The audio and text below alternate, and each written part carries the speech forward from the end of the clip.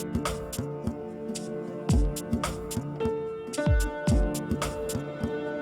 મિત્રો, crack Gujarat exams YouTube channel પર આપ સર્વેનું હાર્દિક સ્વાગત છે।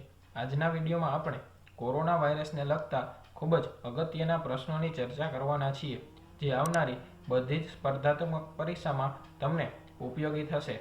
તો મિત્રો, વિડીયોની શરૂઆત કરતા પહેલાં તમને જણાવી દઉં કે તમે અમારી ચેનલ પર જો નવા હોય તો અમારી ચેનલને અત્યારે જ સબસ્ક્રાઈબ કરી શકો છો, જેથી કરીને આવનારી બધી જ માહિતી તમને સૌપ્રથમ મળી રહે।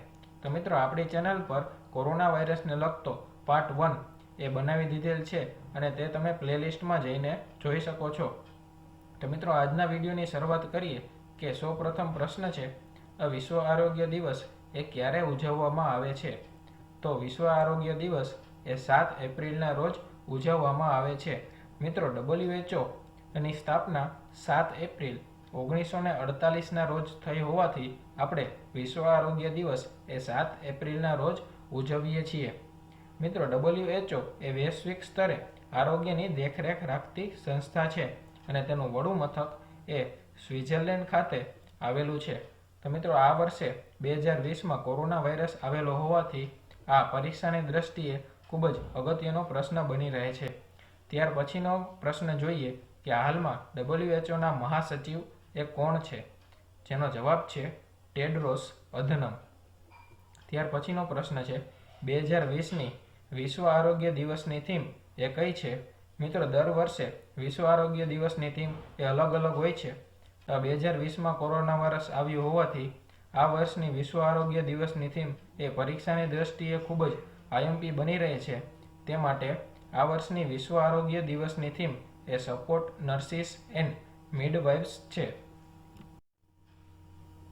ત્યાર પછીનો પ્રશ્ન છે કે કોરોના રોગમાં ખૂબ જ ઉપયોગી દવા એ કઈ છે? તો મિત્રો, કોરોના વાયરસ જ્યારથી આવ્યો ત્યારથી તમે આ દવાનું નામ ખૂબ જ સાંભળ્યું હશે, હાઇડ્રોક્સી ક્લોરોક્વિન। તો મિત્રો, મેલેરિયા રોગમાં આ દવા એ ખૂબ જ ઉપયોગી છે અને ભારત પાસે ખૂબ જ વધારે પ્રમાણમાં આનો જથ્થો છે અને વિશ્વમાં આની માંગ વધી રહી છે। તે માટે ભારતે US, ઇઝરાયલ જેવા ઘણા બધા દેશોમાં આ દવાની નિકાસ કરેલી છે। તો મિત્રો, કોરોના રોગમાં એ ખૂબ જ ઉપયોગી દવા એ HCQ એટલે કે હાઇડ્રોક્સી ક્લોરોક્વિન છે। ત્યાર પછીનો પ્રશ્ન છે, હાઇડ્રોક્સી ક્લોરોક્વિન એ મુખ્ય કયા રોગ સામે રક્ષણ આપતી દવા છે? તો તેનો જવાબ છે મેલેરિયા।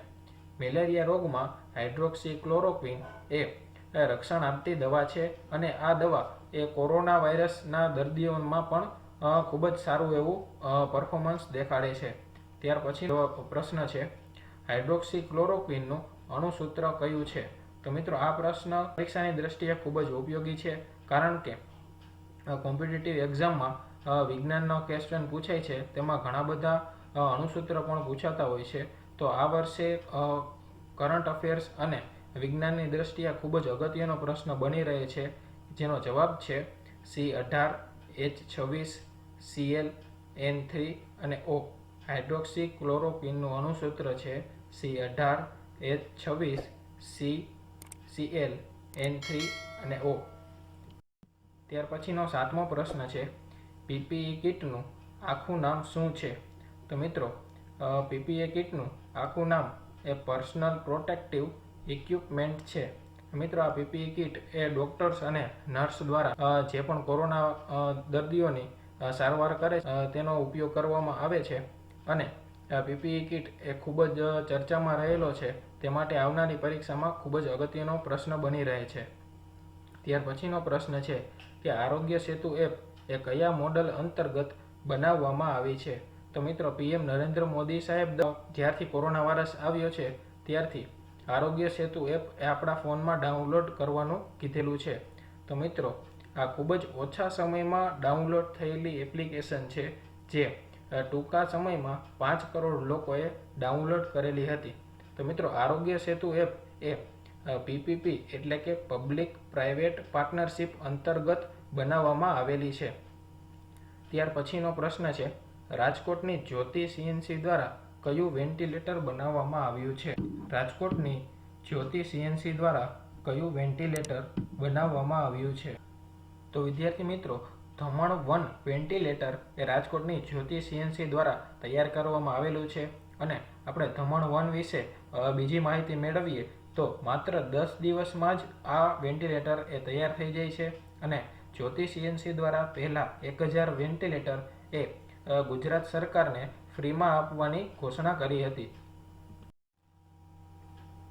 ત્યાર પછીનો 10મો પ્રશ્ન છે કે કઈ યોજના દ્વારા લોકડાઉન દરમિયાન 3 મહિના સુધી અનાજ ફ્રી આપવામાં આવ્યું હતું?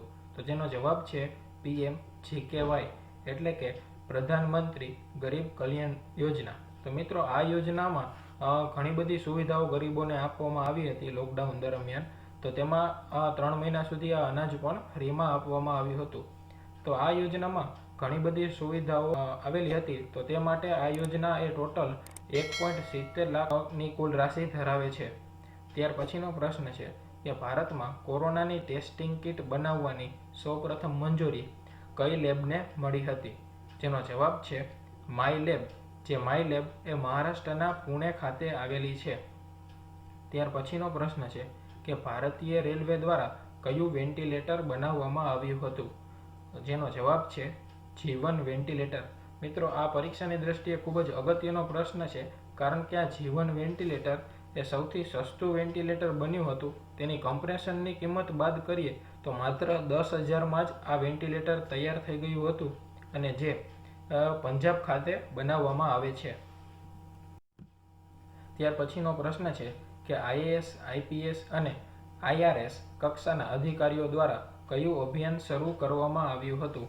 જેનો જવાબ છે કરુણા અભિયાન. તો મિત્રો ભારત સરકારની મદદ માટે કોરોના વાયરસ દરમિયાન IAS, IPS, IRS જેવા ઉચ્ચ અધિકારીઓ દ્વારા એ કરુણા પહેલ અભિયાન એ શરૂ કરવામાં આવ્યું હતું.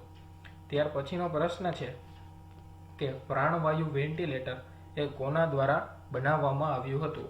જેનો જવાબ છે IIT રૂડકી. મિત્રો આપણે આગળ બીજા 2 વેન્ટિલેટર જોઈ ગયા, જેમાં ધમણ 1 એ જ્યોતિ સીએનસી રાજકોટમાં આવેલી છે તેના દ્વારા બનાવવામાં આવેલું છે. બીજું જીવન વેન્ટિલેટર એ ભારતીય રેલવે દ્વારા બનાવવામાં આવેલું છે અને આ IIT રૂડકી દ્વારા એ પ્રાણવાયુ વેન્ટિલેટર બનાવવામાં આવેલું છે. ત્યાર પછીનો પ્રશ્ન છે ગુજરાતની પ્રથમ પ્રાઇવેટ કોવિડ હોસ્પિટલ એ ક્યાં બનાવવામાં આવી છે? જેનો જવાબ છે કચ્છના આદિપુરમાં. મિત્રો ગુજરાતની પ્રથમ પ્રાઇવેટ હોસ્પિટલ કોવિડ હોસ્પિટલ એ કચ્છના આદિપુરમાં બનાવવામાં આવેલી છે અને તે કચ્છમાં આવેલ હરિયમ ટ્રસ્ટની બિલ્ડિંગમાં આ હોસ્પિટલની શરૂઆત કરવામાં આવેલી છે. ત્યાર પછી વિદ્યાર્થી મિત્રો જોઈએ કે APL કાર્ડનું પૂરું નામ એ શું છે? જેનો જવાબ છે અબાવ પોવર્ટી લાઇન. APL કાર્ડમાં લોકડાઉન દરમિયાન જે પણ લોકો APL કાર્ડ ધારકો છે તેને સરકાર દ્વારા ફ્રીમાં અનાજ આપવામાં આવેલું હતું. APL કાર્ડની જેમ એક બીજું કાર્ડ આવે છે જેનું નામ છે BPL. તેનું ફૂલ ફોર્મ થાય છે બિલો પોવર્ટી લાઇન. ત્યાર પછીનો પ્રશ્ન છે વિદ્યાર્થીઓને ઉચ્ચ શિક્ષણ મળી રહે તે માટે કયું પોર્ટલ લોન્ચ કરવામાં આવેલું હતું? તો મિત્રો કોરોના કાળ દરમિયાન સ્કૂલ બંધ હોવાથી સરકાર દ્વારા વિદ્યાર્થીઓને ઉચ્ચ શિક્ષણ મળી રહે તે માટે યુક્તિ પોર્ટલની લોન્ચ કરવામાં આવેલું હતું. જે પરીક્ષાની દ્રષ્ટિએ ખૂબ જ મહત્વનો પ્રશ્ન બને છે કે વિદ્યાર્થીઓને ઉચ્ચ શિક્ષણ મળી રહે તે માટે યુક્તિ પોર્ટલ એ લોન્ચ કરવામાં આવેલું હતું. ત્યાર પછીનો પ્રશ્ન છે કે યુક્તિ પોર્ટલ કોના દ્વારા બહાર પાડવામાં આવ્યું છે? જેનો જવાબ છે માનવ સંસાધન વિકાસ મંત્રાલય. માનવ સંસાધન વિકાસ મંત્રાલય દ્વારા યુક્તિ પોર્ટલ એ લોન્ચ કરવામાં આવેલું છે. ત્યાર પછીનો પ્રશ્ન છે કે ભારતમાં પોલ ટેસ્ટિંગ શરૂ કરનાર પ્રથમ રાજ્ય કયું છે? તો મિત્રો તેનો જવાબ છે ઉત્તર પ્રદેશ. ઉત્તર પ્રદેશમાં સૌપ્રથમ ભારત સરકાર દ્વારા એ પોલ ટેસ્ટિંગ શરૂ કરવામાં આવ્યું હતું. તો મિત્રો પોલ ટેસ્ટિંગ એટલે કે એક સાથે ઝાઝા લોકોનું કોરોના ટેસ્ટ કરવામાં આવે જેથી કરીને કોરોનાના વધારે ને વધારે સામે આવે અને કોરોનાને વધતો આપણે રોકી શકીએ. ત્યાર પછીનો પ્રશ્ન છે કે ભારતનું સૌપ્રથમ કોરોના મુક્ત રાજ્ય એ કયું બન્યું? તો મિત્રો આ પરીક્ષાની દ્રષ્ટિએ ખૂબ જ મોસ્ટ આઈએમપી પ્રશ્ન છે. જેનો જવાબ છે કે ભારતમાં સૌપ્રથમ કોરોના મુક્ત રાજ્ય એ ગોવા બન્યું હતું. તેની જાહેરાત ત્યાંના CM પ્રમોદ સાવંત દ્વારા કરવામાં આવી હતી. તો મિત્રો વિડીયોના અંતમાં તમારા માટે એક પ્રશ્ન છે જેનો જવાબ તમારે કોમેન્ટ બોક્સમાં આપવાનો રહેશે. તો પ્રશ્ન છે પીપીઈ કિટનું પૂરું નામ એ શું છે? પીપીઈ કિટનું પૂરું નામ શું છે? તો મિત્રો આ હતી કોરોના વાયરસને લગતા ખૂબ જ અગત્યના. તો મિત્રો આ બધા જ પ્રશ્નોમાંથી આવનારી પરીક્ષામાં 1 થી 2 પ્રશ્ન પૂછાવાની પૂરેપૂરી શક્યતા છે. અમારી ચેનલ પર આવી જ રીતના કોમ્પિટિટિવ એક્ઝામને લગતા વિષયવાર પ્રશ્નો આવતા છે. પરીક્ષાને પાસ કરવા માટે ખૂબ જ ઉપયોગી રહેશે. તો મિત્રો અમારી ચેનલને તમે સબસ્ક્રાઇબ કરી શકો છો અને આ વિડીયો જો તમને ગમ્યો હોય તો આ વિડીયોને લાઇક અને જે પણ લોકો સ્પર્ધાત્મક પરીક્ષાની તૈયારી કરે છે તેના સુધી તમે શેર કરી શકો છો.